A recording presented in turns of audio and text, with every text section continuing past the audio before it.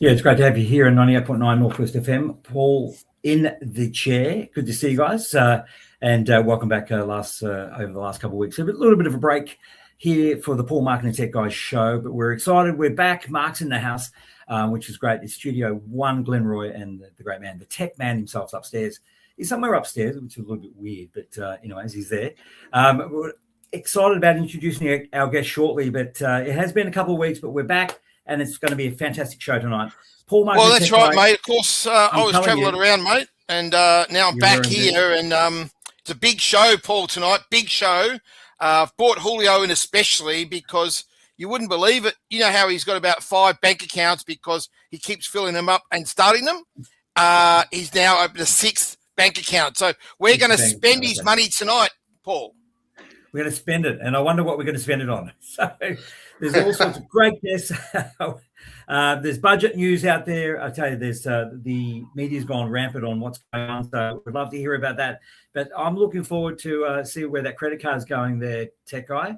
So it's going to be fun. It's going to be nice, mate. So it's listening to 3 blokes, 1 podcast, and plenty to talk about, from community and sport to current and controversial news, and of course everything tech. Welcome to the show. Great to be back here at 98.9. And I want to know how you're going to spend that money, tech guy.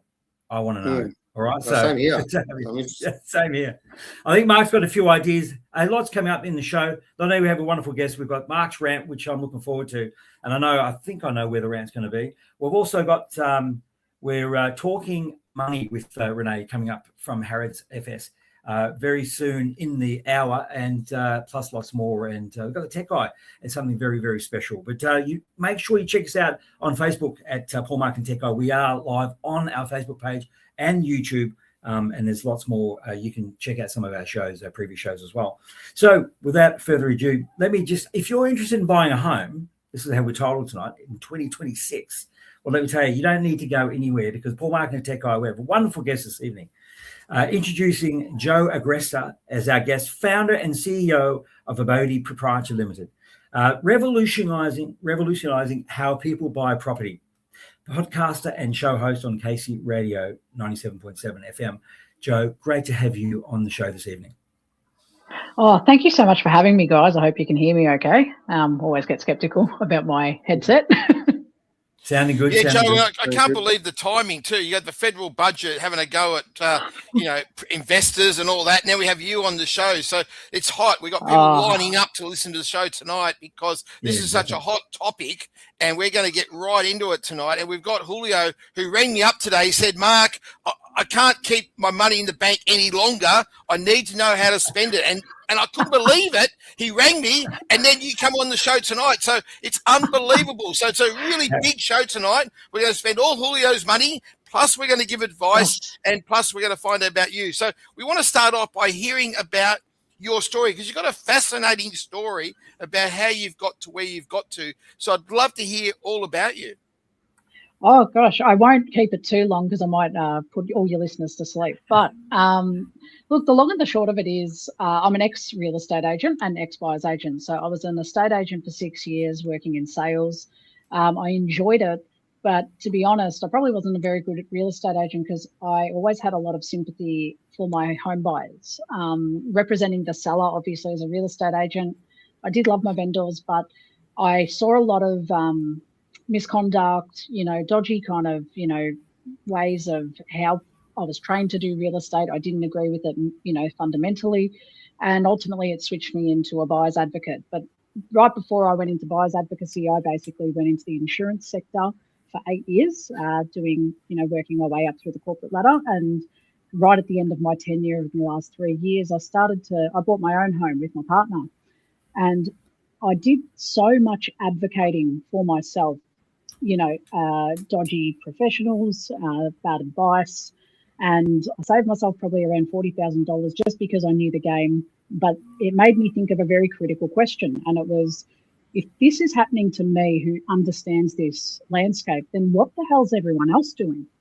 And it led me down a path of, there's got to be something that we can do for these regular home buyers, owner-occupier home buyers who just need that support and guidance, but can't don't want to necessarily spend a premium with a buyer's advocate. And what's that in between service? It doesn't exist. And that's what I set out to do. So this is where Abodey was born, as basically a property matching tool or a home buying guide in your pocket. So we developed a mobile app that what we did was we developed a matching algorithm. So the tech guy, Julio, will love this. But essentially, we developed this software where someone will put in their budget, their lifestyle and property wants and needs. So they might say they've got a dog, 2 kids, they love hiking, they want a backyard, they need a pool, but then they want a 3-bed, 2-bath, and here's the location. What our algorithm does is matches that profile to the top 5 really well-suited property matches, kind of like what a buyer's advocate would have done. Like I used to give my clients no more than 5 options to purchase and then make them go through that decision-making process. So we developed that into a mobile app. People use that to match the properties, and then we give them all the professionals that they might need on the journey, and then we support them with a concierge service so they can ring up and say, hey, how do I actually make this offer? I'm at the auction, or I'm about to go to auction. What do I do? So we give them a lot of support, a lot of guidance, and then we use our ecosystem to support them even further. And that's been the birth of the mobile app and the birth of the podcast, which is the No BS Real Estate podcast that I'm lucky enough to have Mark on the show tomorrow to talk about a very important cause.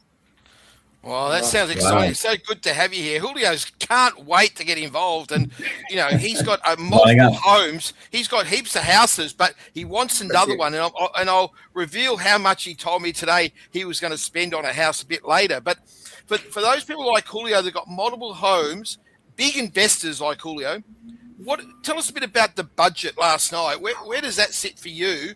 And what advice would you people like Julio, big investors out there trying to get that wealth to just grow and grow?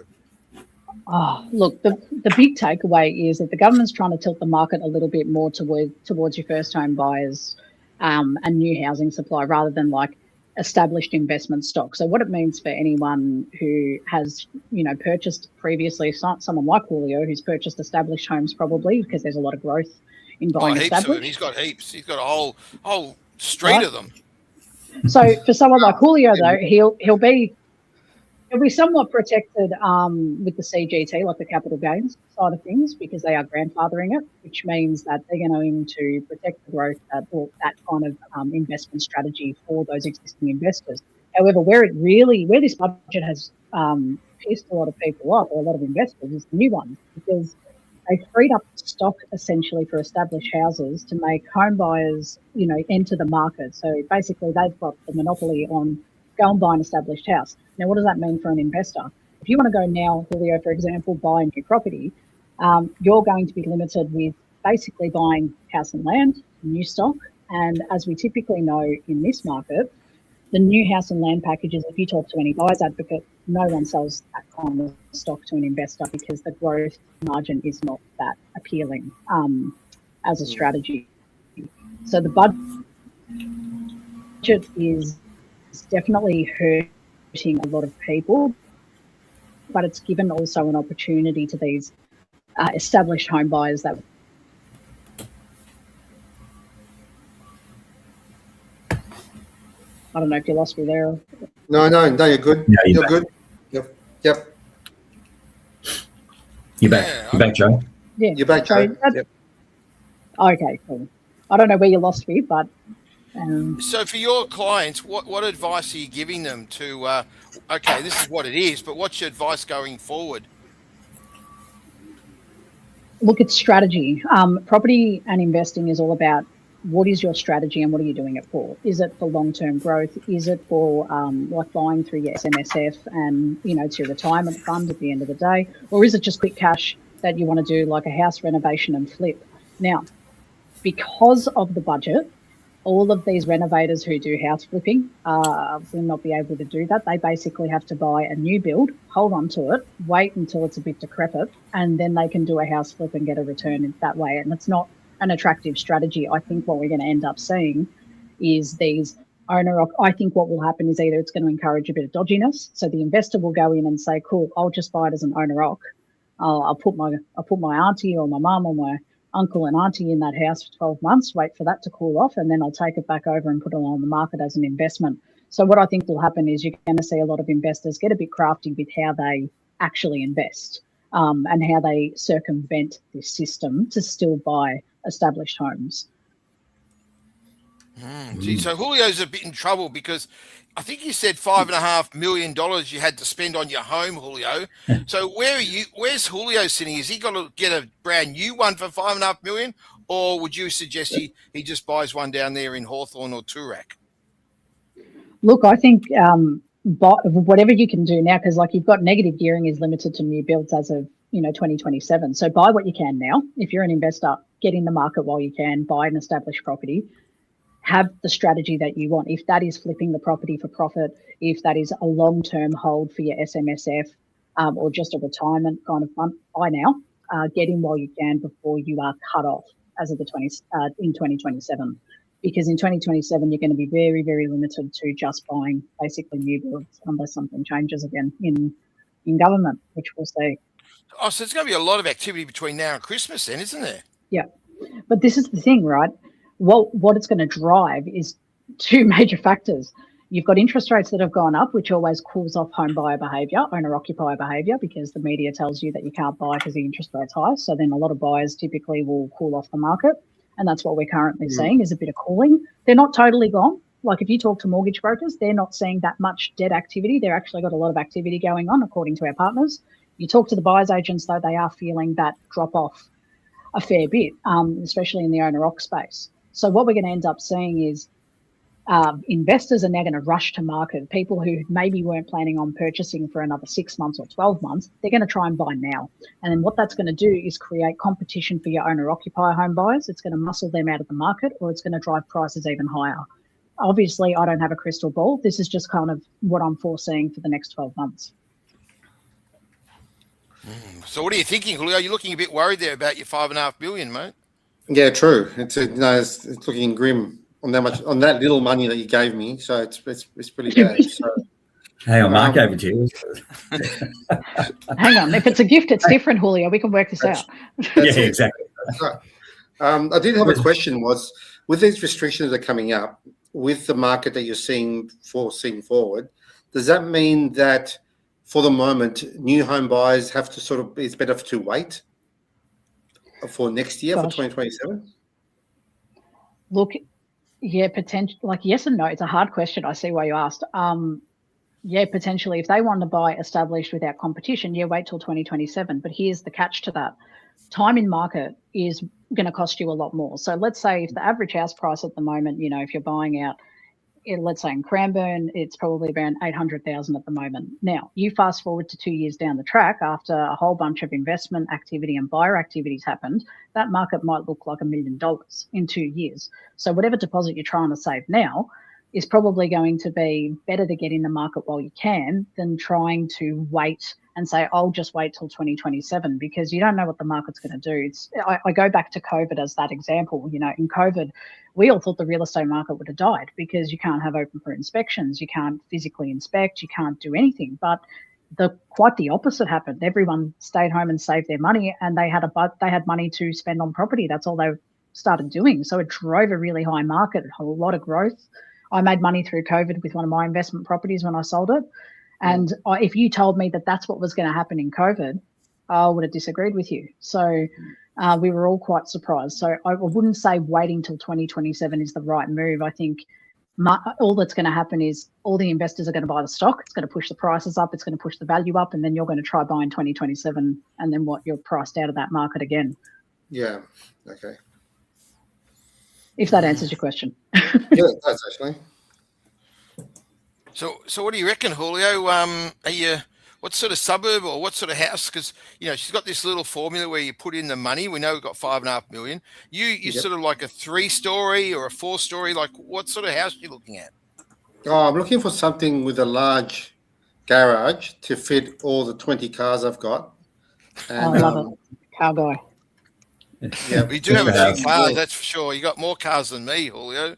That's true. 20. Jeez. Oh. Well, he's loaded, no doubt about it. So it's quite an interesting time, isn't it, for buyers, real estate agents, and our listeners. And we've got Evan said g'day. I wonder if anyone's got any questions out there in listener land for Joe tonight. But it's quite. What are you thinking, Paul? I mean, you're just sitting back there. You're pretty comfortable where you are, but what are you thinking? Well, I've just taken notes from you and Julio, and obviously Joe, of course. But Julio seems to be the expert with $5.5 million ready to spend or already spent. So you can give us some advice as well. Oh, look, I think it's challenging times without any doubt. Getting perspective on that right now with what's going on in the market, it's really important. Like my son's looking, definitely pondering the opportunity of new home buyer. So yeah, it's just. I think there's definitely a lot of people wanting to understand what's going on.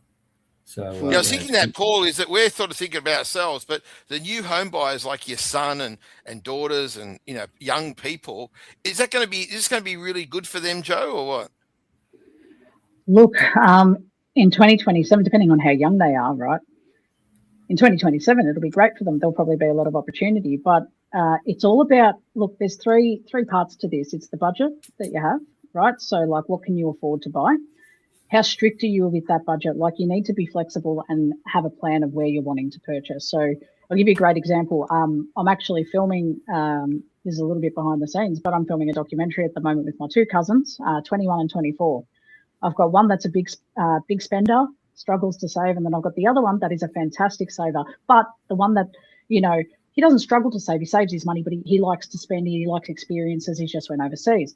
Now, if you think two young 20-year-olds, what are they going to buy in the market? How are they going to invest or do anything? This is a great time for them to get in before 2027 hits. So what we're doing is filming their experience to try and inspire other young people in this generation to say, hey, if you are diligent with your money and you're not fussy about where you invest, because you don't have to invest in your backyard. And I think this is a big thing.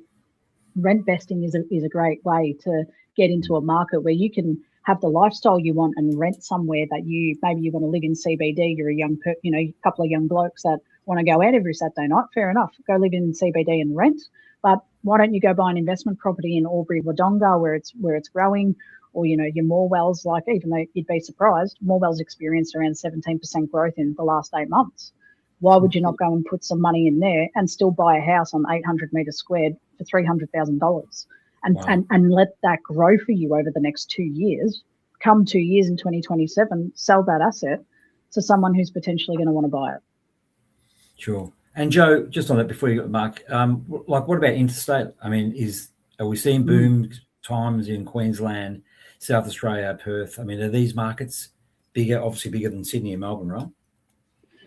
Yes and no. Like, there's been a lot of growth in the past, especially Queensland and Perth. We know Perth's had a wicked run with their growth, but Melbourne has been the place this year and in the last year where everyone's now starting to look, because if you remember, all those markets that have boomed and become hot, that's what I call them, like they're the hot markets, they are now expensive to enter. So there's still pockets of suburbs within those states that are doing really well that you would definitely put your money into. But then when you get to Melbourne, we went kind of backwards over the last 2 years with our growth. I think we were like -3 or 4% in growth. Now what's happened is, because those other markets have boomed, it's created an entry point in Victoria where we're a bit lower. So now, hopefully you caught that last up, but yes. Basically, people are starting to come back to Melbourne now because all those markets are really hot. Okay, right. That's interesting. There you go. So, Julio, honest question here. Would you buy in country Victoria and live somewhere else? Like, is that something you'd be interested in? Is that something that appeals to you? Well, since I got $5 million, I'll probably invest in country Victoria and other states areas. And buy the whole town. Nice little place, Get a nice little place in Melbourne. Yeah. Probably Brunswick or somewhere. There's so many options. Yeah. There's so many options. Like, if you have a big enough kind of budget and the way you spend it, it's like, I think a lot of people think, if I had $5 million in the bank, what would I do? Oh, I'd go buy a mansion. But honestly, what you'd be doing is buying as many high growth potential assets in these green shoot suburbs that are showing that sign that they're about to be hot or they're going to be hot, and they've got the most amount of growth to be made. So you'd go buy a whole heap of investments in those places where people. Hang on, aren't really Joe. looking. Julio's lost count how many houses he's got already. If you're telling him to buy multiple houses, how's he going to keep like count them all? by 6. Yeah, by 6. You can't count them at the moment. He's got so many. So most likely I'll probably go to this website here and have a bit of a play and then go from there. Which website's that again, Julio? Show us again. So honestly, Joe, what do people do? They go onto this website and what are they going to see? Right, they're going to see our mobile app first and foremost, and they're going to see how to download and how to access property matching and then matching to our professionals. We're actually in the middle of a website update in about a week, so I can flick that over to you guys once it's all updated with our new ecosystem concept. But they're going to basically see how our mobile app works in and out. So for all our listeners on 98.9 Northwest FM, can you just articulate what the website is again? www. Abodey, Mark. Say it, Mark. Say it. abodey.com.au. Get onto it. It's a great website. Julio's already got on. He's registered already. So follow Julio, and you can meet the great man out there at the auctions. Is it auctions you like, Julio, or you buy sort of backdoor? No, probably prefer backdoor. If you've got that much money, might as well buy off the plans. 100%. Joe, I love the word. Just so, Julio, Paul, Joe, would you go to an auction or you buy privately? Absolutely no auction. I've got a personal hatred for auction, if you ask me honestly. Correct. Feel a bit the same way. So. Yeah. Nah, I mean, it's private all the way. Yeah. A lot of real estate realtors, I mean, they don't want to do. Are they selling off? Sort of like at the agency, as opposed to they want to go to auction. They want to get the best price. So obviously, people will be looking for people like you, Joe, to work with and get just a better deal. I've had a couple of experiences years ago where we lost out in the market because there's some dodgy shenanigans going on with real estate. The agents, and they wanted it because they knew someone better or whatever, but I was prepared to pay the price. You know what I mean? Like, it's just, it's pretty bad. Look, I think when I put it in perspective, like I talk to realtors in the US, and I interview them and have a chat about their market. They think we are nuts. Auction doesn't exist over there. It's not a concept. Really? Wow. They think we're crazy. They're like, how do you have an auction, like an open auction, like you're selling livestock? I said, yeah, pretty much. Oh yeah, well that's what it's like, isn't it? 20 people, 2 people, or whatever. Like that's it. Yeah. Hey Joe, I love the word. I love the word you said, green shoot suburbs. So give us a couple of green shoot suburbs here in Melbourne. Gosh. Okay. So don't put me under fire too much, but I definitely am seeing all of this a lot of the time is like that East Gippsland area. So what I'm talking about is your Orwells, your Moes, your New Boroughs. That kind of pocket is just weird. The growth is weird, but where it's strange is the socioeconomic factor there. Unfortunately, doesn't really stack up. Like people associate it negatively. Personally, like I've grown up, all through that area, and I've never had an issue, but I can understand. But being that socioeconomic factor, it's always turned people off from investing and returns because they're like, well, what kind of tenants am I going to get? What kind of like return will I get? But that is one of those markets where there's a lot of investor activity happening. Bendigo has had a massive boom, and all the surrounding suburbs around Bendigo in the last 12 months, and it's still popular, but it's had a heap of growth. Like I'm talking, 100,000 plus in like 6 to 9 months. We're also seeing activity in Albury Wodonga at the moment, which is like that border town. If you don't know, the border town of New South Wales and Victoria, Victoria side, there's some good growth to be had. Right, okay. And Karina loves this, and we're loving it as well. It's good to hear from Karina there. Anyone else come and connect with us. Now, Joe, you're into properties. Obviously, that's your day job, but you've decided to support a charity called Big Brothers, Big Sisters. What's that about? Why do you want to do charity work? Why do you want to do community work? Why do you want to make a difference? Oh, look, well, I guess my question would be, why wouldn't you?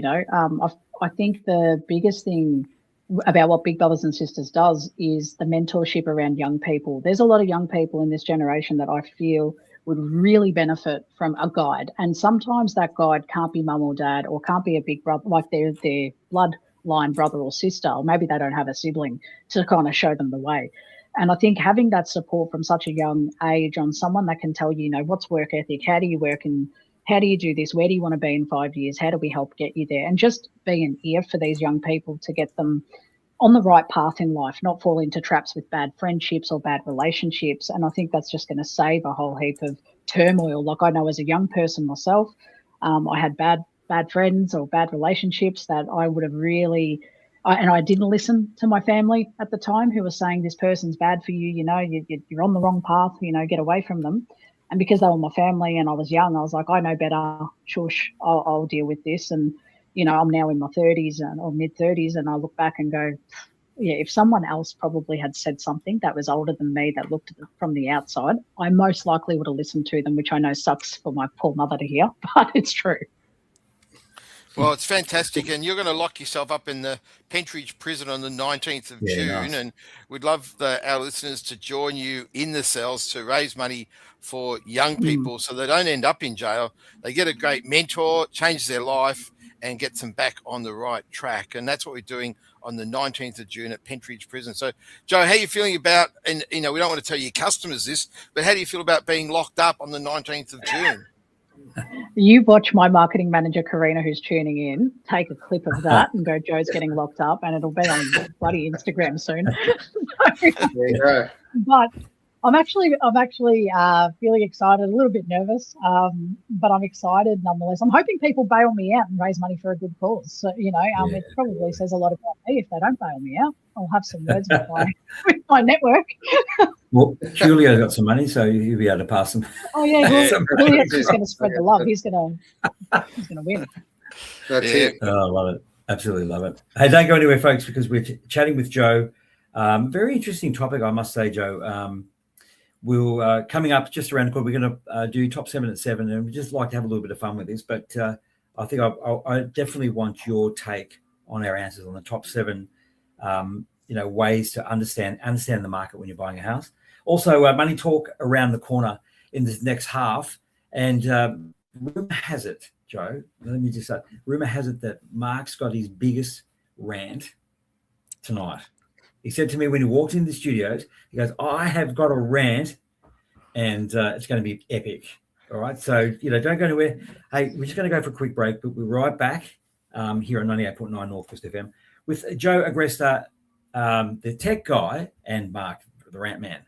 Sure, we'll be back after this. Here on 98.9. And Joe, it's so great having you. We've got Stephen Kane. He appreciates your support of Big Brothers, Big Sisters, and what you're doing for young people today. It's great, isn't it, Julio? Yeah, it is. It's awesome. It's thanks, Stephen.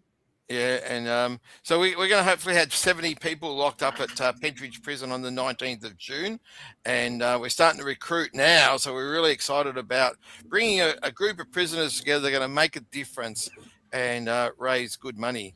So it's really, really needed that, we're talking about houses and all that, but, we've got young kids that, some of them have got nowhere to live. And so, there's a lot of need out there. So we're very privileged to be thinking about investment, all this sort of stuff, Julio, but so much need out there these days with the way the economy is and all that.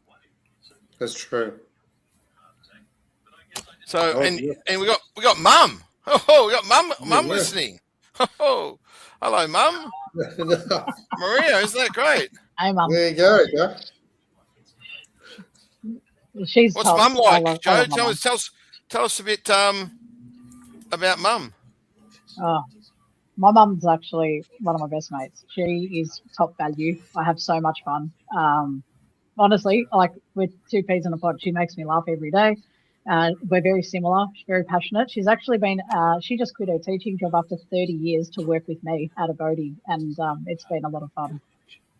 Oh, wow, she must be very, very proud of you. Very proud mum, eh? It's fantastic, and we just love what you're doing. You're helping people. So what you're doing is actually helping people in your job. At a very critical time.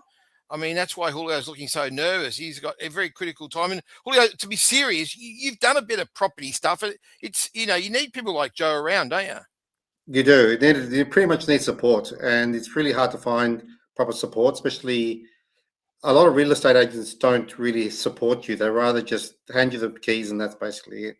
And it's nice to see people like Joe that's actually setting up a program that actually will help people. And I wish when I started, you had that facility, but it's pretty much on your own at that stage. So you probably feel the same thing, Mark, earlier on. Yeah, that's right. It is challenging, and you don't, and it's also time too. You know, you don't want to be going down the wrong road because you haven't got the time to go on the wrong road. You want to go on the right road and utilize your time properly. Do you find that, Joe, that a lot of people time poor, and so listening to you, it saves them time? I would like to hope so. Like, I think that's why I've done the podcast. Is you might not. I feel like there's an intimidation of trying to ask for help. We don't often ask for that support, and sometimes we don't know who to ask support from, right? So a lot of people don't know that buyers agents exist. A lot of people that don't know our service exists, and that's part of like why we do it, because you're right, Julio.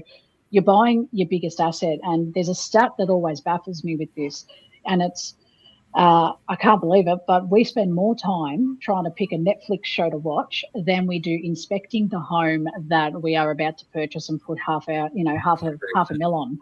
And that's insane to me. Like, we'll spend 45 minutes to an hour trying to pick a Netflix show, but we'll spend about 20 to 30 minutes in a house and bet our life savings on it. But the problem comes back to how we've kind of been told about property and investing as a culture. We don't ask for help. We get help from mum and dad. Mum and dad tell us what to do. Auntie and uncle at the barbecue having a beer saying you should invest in property and you should buy here.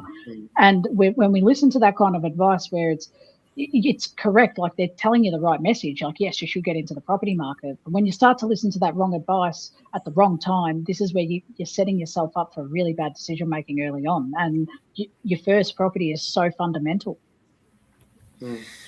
Joe, well, that's right. Just on that, sorry, Marcus, just on that point, whilst we're at break, it was interesting coming back into the feed. You talked about the podcast. Can you just let everyone on 98.9 land and tunein.com, let them know where they can get access to the podcast? Yeah, absolutely. Oh, yeah. So how whereabouts, where do they need to go so they can download?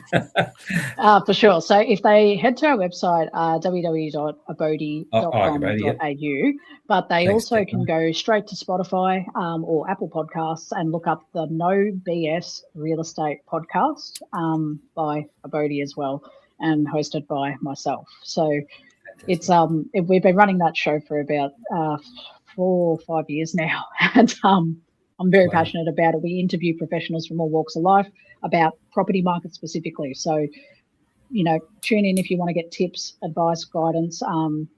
Just get the right step. Is this growing, Joe? Like companies like yourself just, starting to take real footholds in markets around Australia? Obviously it is. Yeah, there's a lot of prop tech companies popping up. They actually have a name for it, prop tech, right? Which is property technology. There's a lot of us out there tackling different sides of the market. A lot of it is for investors. There are some, but far less of them for owner-occupier, owners like to buy a property. That's where we differentiate ourselves. Like, that's because I love working with owner-occupiers. I just feel like it's such an exciting space to be in. Not that I don't love investors, but there's a lot of products for investors that help them succeed. But for your owner-occs, there's not much. Yeah, right. Interesting, very interesting. And given that Julio's got the 5.5 million, we've got Rosario's reckons that she's really happy that you're getting yourself locked up. So thanks, Rosario, for supporting. Great girl, that one, by the way. And Julio, does that mean you're getting tempted to spend a bit of time with Joe in the cells, are you, or what? Yeah, actually, I wouldn't mind just maybe getting locked up, but not sure about the time schedule, Mark. So, but it'll be awesome if I could. The 19th of June, Julio. I saw your calendar and it looks free. Okay. Oh, really? I've got 5 million to spend, so I'm going to be pretty busy for the next couple of weeks. Well, that's why I thought you get locked up with Joe, because you're getting some advice in the cell. So that's how we're going to fill up the bailout. They know that Joe's going to be there. Everyone's keen about getting free advice in the cell, and there you go. Yeah, Marcus. as you can see, Joe, probably if I get locked up, my friends will probably put money for me to stay there. Yeah, same here. That's what I'm worried about. Mark's going to have me as the last one out. That's it. All right. Okay, well, Mark, put on the suit, mate. Put on the suit, Mark, and go. Classic stuff. Hey, top 7 at 7 coming up soon. Marcus, Joe, I mean, interesting. I can't wait to jump onto Spotify and check out your podcast. So you're actually doing a quick interview. Can I bring that up tomorrow? Yeah, of course you can. Mark's going to be one of the guests on your show tomorrow. So definitely looking forward to listening to that one. So jump over to Abodey. Is that right? Yeah, abodey.com.au and check it out. Coming up around the corner, understanding the market. I want Joe's perspective. So I've got some reasons, top 7 reasons. But now listening to Joe, I'm really enlightened by where you're coming from, your angle of it. I'd love for you. Let's turn this around a little bit and really support it from your end. So if you're right to go, let's go with top 7 at 7. Yeah, Mark just Grant's before we coming up around the do, corner. we really are making sure Julio's got no excuses here. I think that's a good comment that he's got no excuses not to be locked up, given he's got $5.5 million. He surely can help a couple of young people, Julio. You better put that comment up because, this is unbelievable. $5.5 million to buy a house and you can't even get yourself locked up for young people. Oh, I'd have to talk to the young people then. Have you seen that comment in the chat, Julio? No, comment in the chat. So maybe it's double food. Maybe we'll give Julio your food, Mark. What would you do? What would you do to Mark right now? We'll leave that for later on in the program. We'll go from there. Leave it for later. Money Talk up next, as well as the tech guys got something really exciting to share with us this evening. The 5-minute replay will be back with us next show. So don't forget to check us out also next week from 7. Paul Marketing Tech Guy Facebook page and the YouTube channel as well. You can check us out there. Abodey.com.au for the best in prop tech, prop real estate. How's that? I think prop tech. Love that. Top 7 at 7. Let's go. Tech Guy.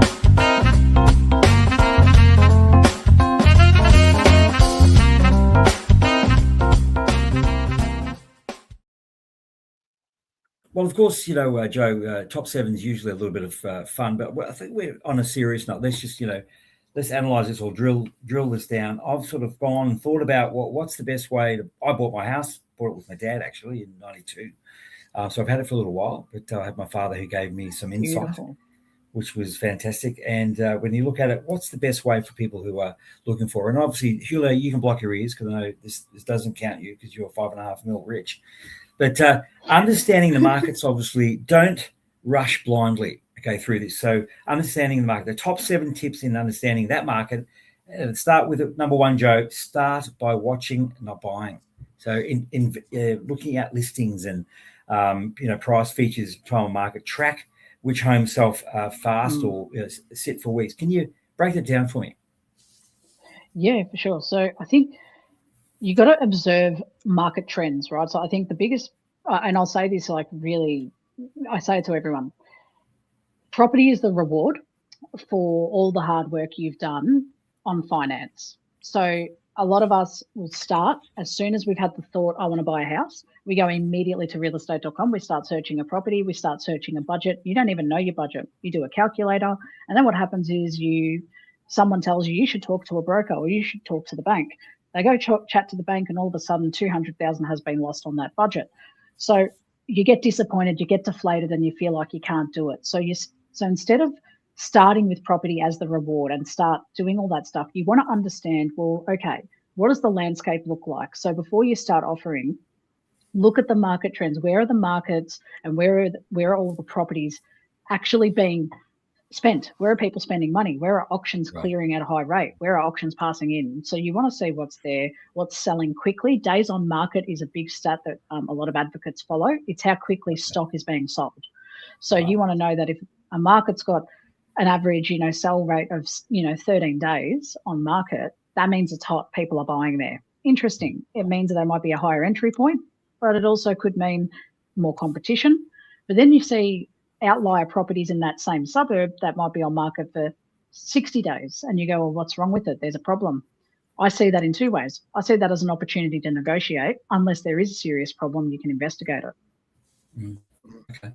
very interesting. I mean, if it's hot market 13, sort of buyers, or you'd say maybe get out of it and go somewhere else.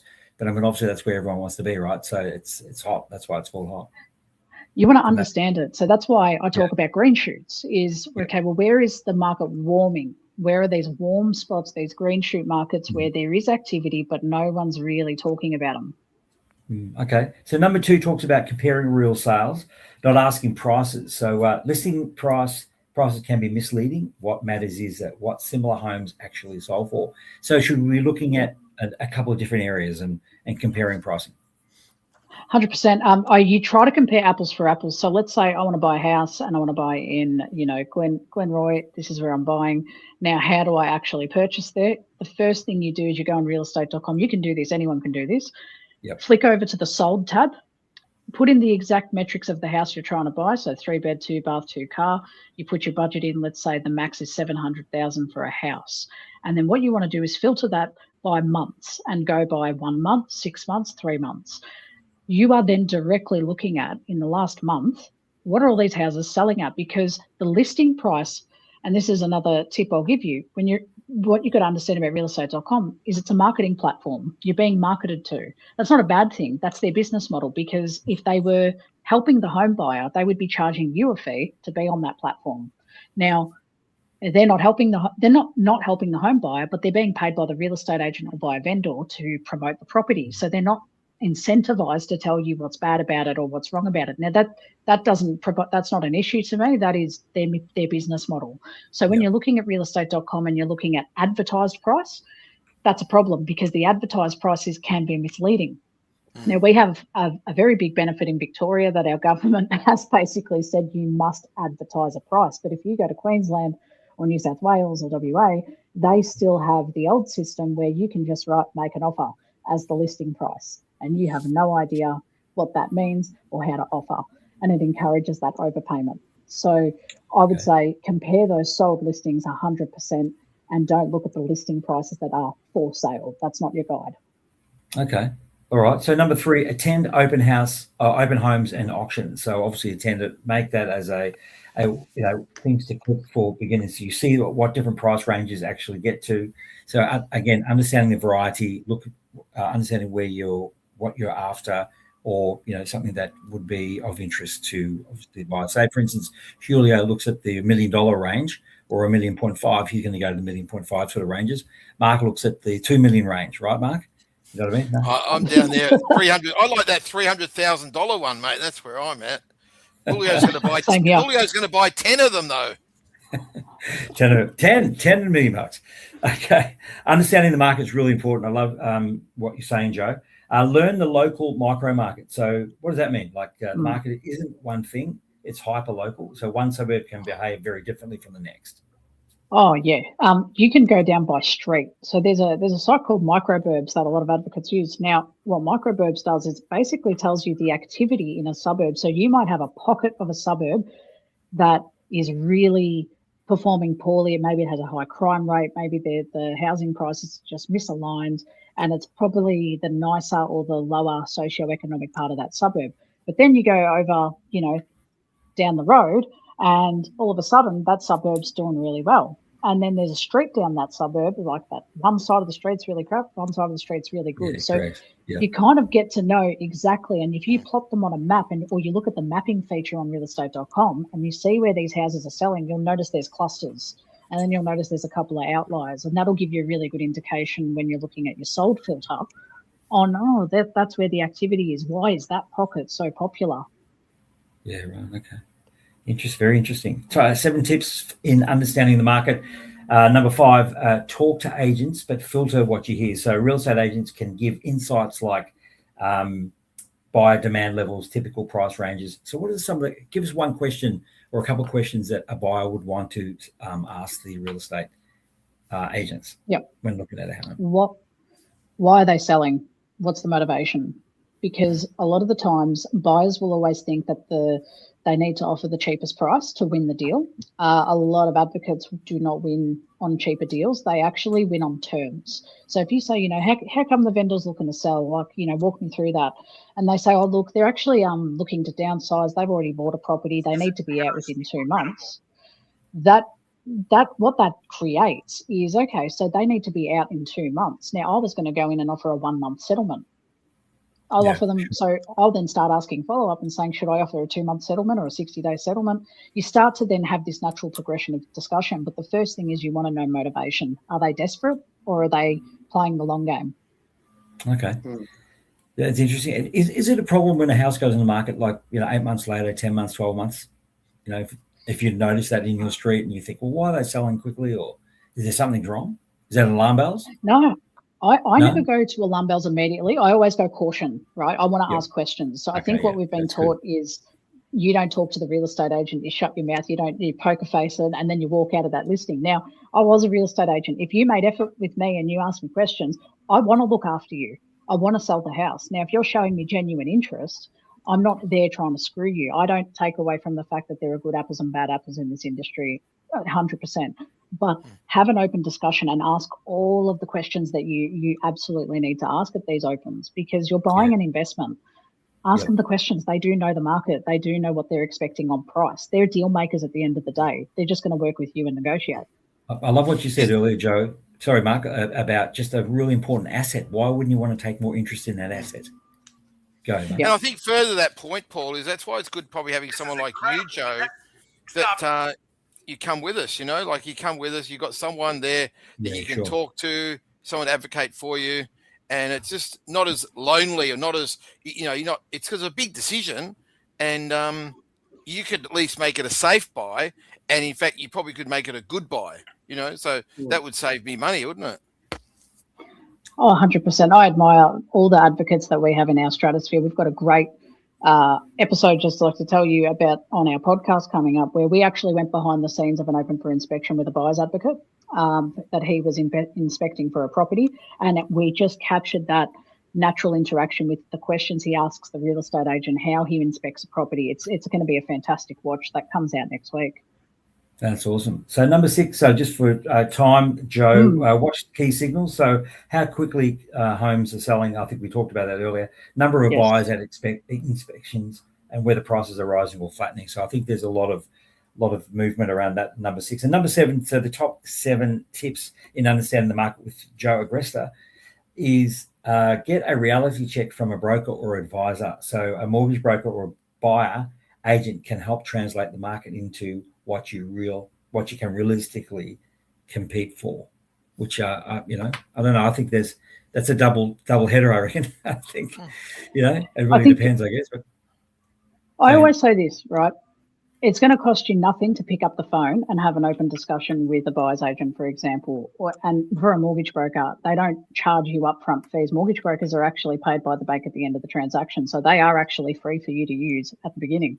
Now, the buyer's agent is always going to have a chat to you. So, and they are not there to take your money. They are there because they're people like us. We've all been burnt by our own transactions. Now we're on this big mission. The amount of advocates I talk to that say, I'm doing this because I made a mistake and I don't want to help other people. And they're going to relate to you. Yeah, absolutely. Well, that's it. There it is, the top 7 tips in understanding the market. Joe Agresta, founder and CEO of Abodey. Absolutely. Thank you so much for participating in that. I think, Julio, you must be really inspired because you've got a lot more direction and understanding around your next purchase. I do. Not much money. I haven't got much money, so gotta be careful. Is that why you're driving to? I think Julio's driving to Albury Wodonga on the weekend now, Paul. So I think he's got that from today. So Joe, it's been so good having you on the show. We're looking forward to seeing you in the Big Brothers Big Sisters bailout on the 19th of June. Julio's going to join you in the cell. He can tell you how the Albury Wodonga trip went and how many of those $300,000 properties he's going to buy. That's it. Julio will buy with me by the end of it. Fantastic. That's great, Joe. All the best, and looking forward to your podcast again. Abodey.com.au. Check out the podcast name again one more time. The No BS Real Estate Podcast. Oh, the No BS Real Estate. Okay, I wrote the wrong thing. The No BS Real Estate Podcast. Fantastic. Looking forward to it. Thanks, Joe. We'll look forward to catching up with you next time. Stick around because we've got Money Talk up next with Renee here on Paul Marketing Tech Guy. Thank you, guys. That's good. Can we fit in the rant just very quickly, Paul, before we go to Renee? You want to do the rant? Okay, let's go to the rant. Okay. Yeah, rant. Okay, here we go. Ranty comes. Let's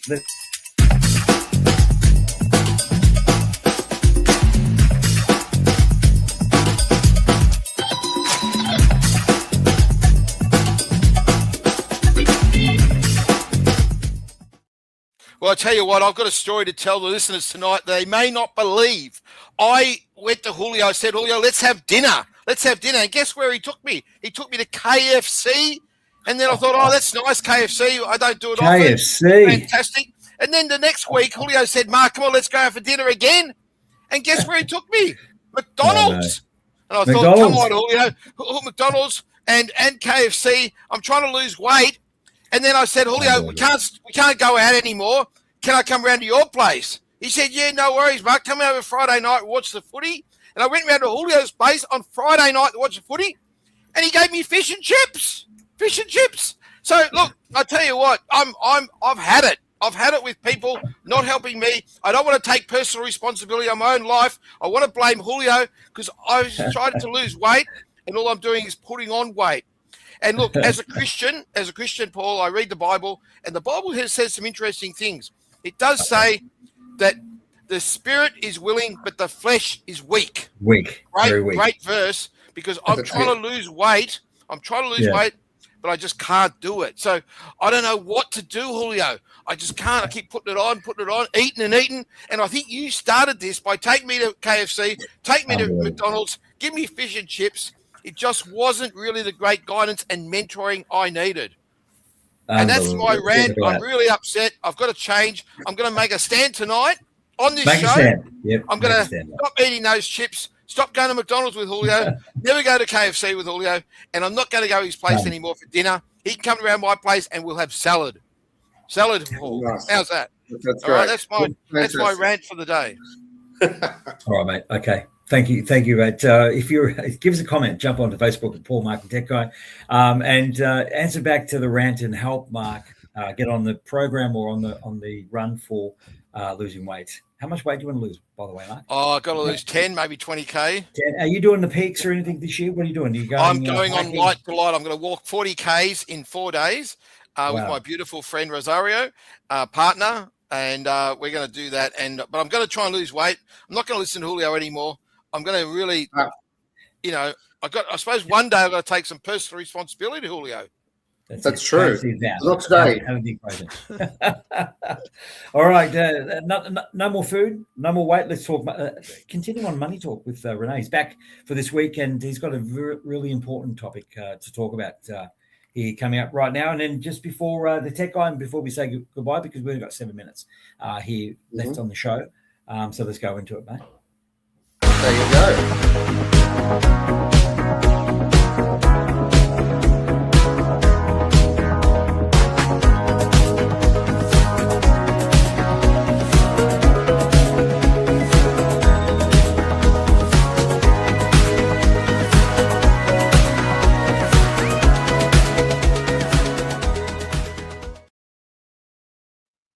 And the Tech Guy, it's great to be back this week for another episode of Money Talk. Today, we're discussing something that might sound surprising, and that is that many retirees are actually afraid to spend their money or their retirement money. Look, after decades of saving, and working hard to put money aside for their retirement, many retirees find that they shift into a mindset of preserving their savings. So, and that's understandable. I've put so much money away and I've got to make this, last for a long time. Essentially what's the problem is that they start to worry about, having enough money or running out of money later in life. That's becomes the issue. And again, as I said, that's really understandable. But while caution is, it's understandable. Retirement savings are ultimately meant to support your lifestyle. So it's not about, hoarding the monies. I always say the kids will get the home.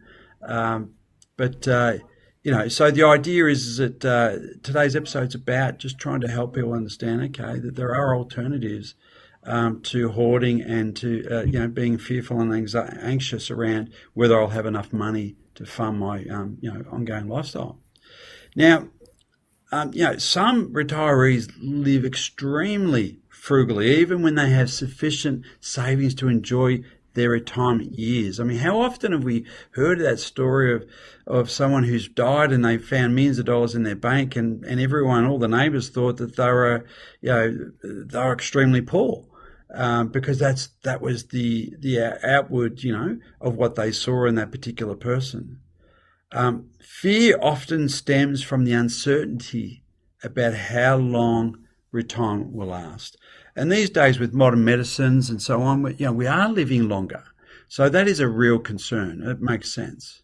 But the way to deal with that is structuring a retirement plan around your income. Yeah, and that's why the rise of the financial planning industry has really been around that, is that, sitting down with someone who can help you identify, okay, well, what income do I need and how long do I need it to make it last for, and so on. But also, looking at sustainable income models that will, help reduce, anxiety and ultimately improve quality of life. And some of the strategies that we've discussed over, the last few months in terms of doing this Money Talk show are things like, where does the age pension sit in my strategy? For many, it will be immediate. I need the age pension today to supplement what I've got in my super. But for many, age pension, you won't be entitled. You've got too much money. But that doesn't mean that down the track, you may not, that becomes part of our plan, is the age pension is the backup plan. When I spend my money, because when I spend it when I'm healthier, fitter, and wanting to do more things with my life, I may run down my asset base in the knowledge that, okay, the age pension kicks in and gives me it supplements me, my income needs. And also, as part of that planning sort of process, we talk about lifetime pension options. So maybe that's a good investment to buy, something that gives you an income for your life, so that you know that you'll never run out of income, because that investment is going to give you a lifetime income stream. And the last thing we always sort of suggest to our clients is just to think about over time, and not to do what in their youthful retirement, but maybe in their latter years when they get into their 80s and 90s, to consider. Centrelink has like a type of reverse mortgage where they'll give you the age pension and some. And the and some is a loan, so it's got to be paid back. And that's why we don't recommend doing it, when you're 65. But when you're maybe 80, 85, different ballgame. It's something worth considering. But if you just think through those, planning, and then in the process of planning, looking at those, things like age pension, lifetime pensions, and Centrelink reverse mortgages, they're your backup plan to make sure you will never be short $1 in retirement.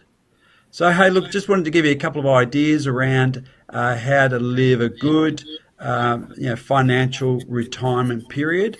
And not to live in, not to be anxious about how am I going to support myself. So, hey, that's been another show of Money Talk. We'll have something more interesting, or even more interesting, to talk about next week. So I look forward to talking to you then, and we'll see you live next week. So looking forward to that.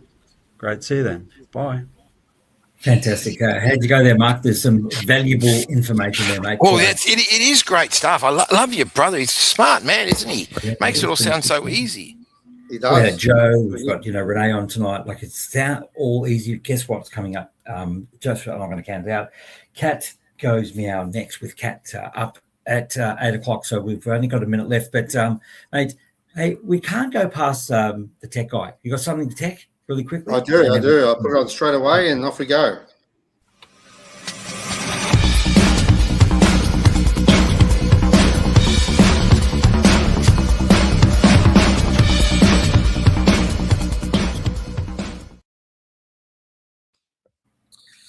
Yes, guys. Now, as you know, Mark has been traveling all over the world, and he's been hiding a few secrets from us. So I decided to bring it up here, and here he is in Bali. And later on, he decided to go to... Incredible. It's magical, so beautiful. Look at the Eiffel Tower. I love it. I can't believe this thing that Mark does. So I decided to put this show onto him, and decided to make a pretty much a a tribute towards Mark. So, Mark, because you travel so much, here's some things for you. Firstly, a pillow for your restful period during your trips away. And these are awesome pillows because basically it also is for you, stop you from hearing other people and listening around you. But if you're not interested in that, you've got a full hood you can put around your head during this period of time in the flights. But I know your flights are long. You know, Paris is quite a while away. So just for you, I was looking at some special seats you can put on. They're inflatable. You can put on the bottom, just give it more cozy, and some extra shoes there. These are the latest fashion shoes for travel, which are basically slip-on, opened up, just in case you get more circulation in your legs. So, guys, there you go from us. Great, mate. And Paris was fantastic. Leo, thanks for sending us and paying for the whole trip. That was amazing.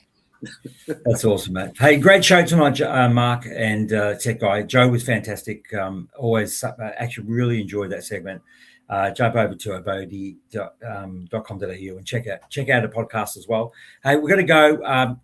Kat Goes Me Out up next with Kat, and come back and see us next Wednesday from 7 here on 98.9 Northwest FM. Paul, Mark, and the Tech Guy, Julio, doing an amazing job. Marcus, you're fantastic. Welcome back from your global hunt. See you next week. Thank you so much and keep smiling. It's amazing. See you later. Here you go, Kat. I'm going to go with a quick outro. Here it is. See you next week. See you next. Oh, sorry. My fault.